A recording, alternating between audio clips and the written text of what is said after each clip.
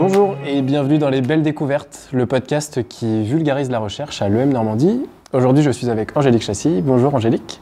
Bonjour Valentin. Tu es donc professeur associé en économie à l'école et tu travailles sur le sujet de la consultation citoyenne depuis plusieurs années. C'est ton axe de recherche, si je ne dis pas de bêtises. Ça fait partie en tout cas d'un de mes axes de recherche qui justement me passionne beaucoup en ce moment. Peut-être parce que c'est un fait d'actualité. Complètement. Mais c'est un de mes axes de recherche. Donc tu t'intéresses à ce sujet depuis de nombreuses années. Est-ce que tu peux nous en expliquer un petit peu les contours? Qu'est-ce qu'on met derrière consultation citoyenne et définir comment ce processus se matérialise en 2022 en France concrètement? La consultation citoyenne, la base, c'est bien sûr la citoyenneté, c'est de pouvoir donner la parole aux citoyens. Pourquoi je me suis intéressée à ce sujet? Parce que justement, dans la science économique, on parle beaucoup d'évaluation économique, mais elle se situe où la place des citoyens dans cette prise de décision publique? Donc c'est pour ça que je me suis intéressée à la consultation citoyenne, pour amener les citoyens à avoir un rôle dans les décisions que peuvent prendre demain les décideurs publics. Ce que j'entends par décideurs publics, c'est principalement l'État, c'est aussi les collectivités territoriales, c'est aussi l'Union européenne, quand on est d'un point de vue supranational. À tous les niveaux. À tous les niveaux. Et donc c'est pour ça que la consultation citoyenne est un fait d'actualité, voire un sujet d'actualité, qui n'est pas toujours très, apprécié en fonction de comment on se situe et jusqu'où on est capable d'accepter de déléguer un peu de pouvoir. Et donc, ce sont des outils en fait, de citoyenneté qui sont mis en place. Alors, on en connaît un certain nombre. Et pourtant, moi, justement, en parlant d'outils, quand on parle de consultation citoyenne, je pense au référendum. C'est ça. Et pourtant, la consultation citoyenne est d'actualité, mais les référendums, il n'y en a pas eu depuis un certain temps. Pourtant, le référendum fait partie de la Constitution. Oui.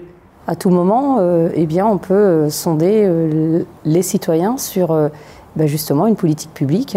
Et donc, jusqu'à présent, on l'a très peu utilisé. Quand il a été utilisé très rarement, il a entraîné des conséquences politiques que l'on connaît.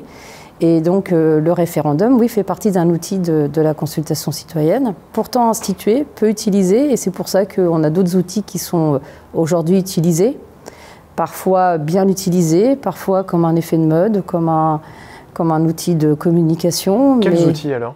Alors, on parle aussi de conseils consultatifs de citoyens. Oui, ok. Voilà, on parle de conseils de citoyens, on parle de jury de citoyens, on peut parler également de workshops citoyens. Donc, on connaît un certain nombre d'outils. Et aujourd'hui, on parle beaucoup dans les collectivités territoriales de budget participatif. D'accord. Qui est un outil très, très prisé et qui fait une émulation énorme chez les élus. Pour faire le lien aussi avec les sciences de gestion, c'est-à-dire que quand on traite la citoyenneté, on est dans ce qu'on appelle le management public. Ouais. Et le management public, c'est un axe fort aussi dans les sciences de gestion. Et ce qui permet aussi de le relier aux sciences économiques. Et donc de pouvoir faire participer les citoyens à l'évaluation des politiques publiques en faisant travailler les différents acteurs et parties prenantes, dont les décideurs publics. On est dans du management public. Alors, est-ce que la consultation citoyenne est vraiment un outil démocratique ou c'est plus un outil de marketing et de communication finalement? Justement, c'est sur quoi je vais travailler très prochainement dans un article avec deux autres co-auteurs. On se pose justement cette question-là, si la consultation citoyenne, c'est pas un outil plutôt cosmétique que démocratique. C'est ça.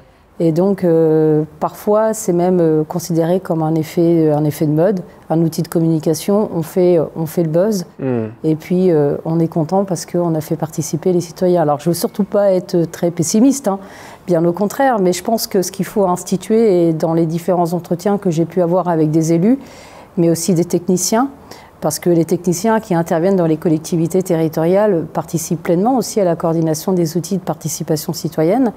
Ils disent qu'il faut instituer en France une vraie culture citoyenne. Alors, on a déjà du mal à avoir une culture d'évaluation, mais il faut aussi une culture citoyenne, c'est-à-dire qu'il faut rassurer les décideurs publics sur le fait qu'ils restent décideurs de la décision finale, mais que les citoyens peuvent aussi, au cours d'un processus, apporter aussi leur savoir-faire, leur savoir-être, mais aussi leur avis.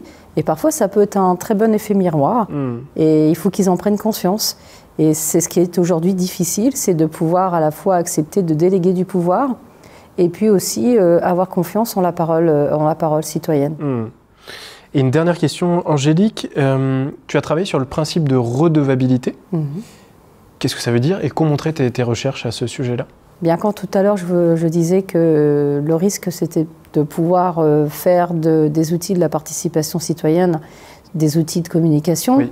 Eh bien, il faut bannir tout ça. C'est-à-dire que quand des élus s'engagent dans la mise en place d'outils de participation citoyenne sur le choix de mettre en place une politique publique ou de voir de l'arrêter ou d'envisager comment on peut adapter une politique publique, un peu ce qui s'est passé pendant la période du Covid.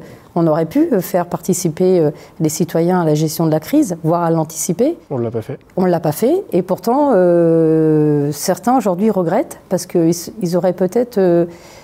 ils auraient eu un effet miroir que je parlais tout à l'heure, donc une expérience de terrain. Oui.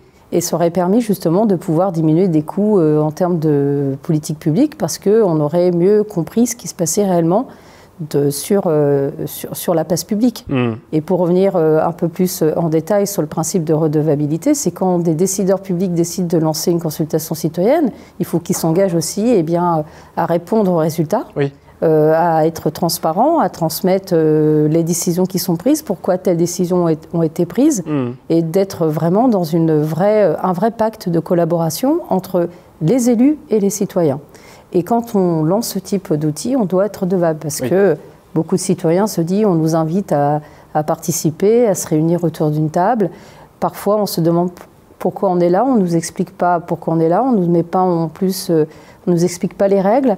Et après, on nous dit de partir, mais on n'a jamais le retour de ce pourquoi on nous a réunis. Oui. Et donc, un élu ou une autorité doit impérativement faire preuve de redevabilité. Eh bien, on sera attentif à l'utilisation de la consultation citoyenne et de ces outils lors de ce nouveau quinquennat. En tout cas, je parle au niveau national.